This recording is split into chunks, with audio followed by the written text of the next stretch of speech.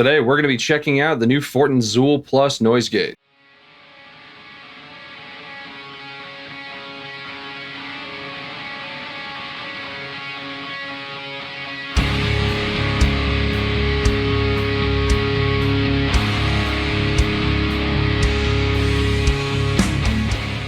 Now, the Fortin Zuul has been a noise gate I've used for a long time and has become kind of an industry standard to metal players, and for good reason. It's a very good metal gate, handles high gain extremely well, it's very clean, and because of that sidechain key input, it's very accurate, and you can also switch to cleans without having your clean signal ruined. More than just showing the new Zuul Plus, I wanted to compare it to the original Zuul and see if it was worth making the upgrade or if it'd be better to buy one over the other. And just to start with, I do think the original Zuul's design looks cooler. I mean, the new one's fine. It's cool font with the kind of black sparkly, but it doesn't have as cool of a design, but that doesn't really matter. What it does have is it has the input and output that you would send like through your loop or after whatever distortion source you're using. And then it has a key input that you would take a clean signal from a splitter to. Now, a quick note on that key input, and it's something I've brought up before, that does not gate anything. And that is also true for the Zuul Plus. This does not gate anything. This is a sidechain input to tell the gate on both the original Zuul and the Zuul Plus when you are and aren't playing. That way it can more accurately gate. Now on the Zuul Plus, that has many of the same features. You have the in and out, you have the key input, but what's nice is you now have a key through. I am so thrilled that you no longer need to use a splitter with this. You still can. You can still use it with the 3-cable method, just like you did before, but now you can use it with a 4-cable method and have your guitar go directly in to the key input and then directly back out into the rest of your chain.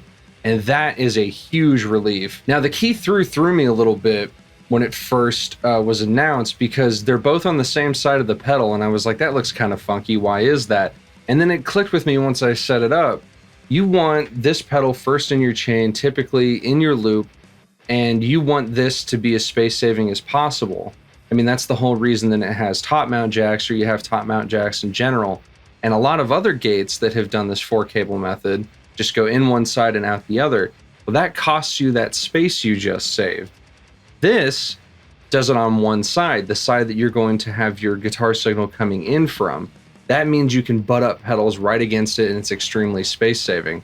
It's kind of funky looking at first, but once you actually apply it, it is super practical for a pedal board. Now, the most notable difference between the Zuul and the Zuul Plus is the Zuul has one knob, its gate threshold knob, and the Zuul Plus has 3. Now, it still has that same gate threshold knob, but now it has the hold and release controls.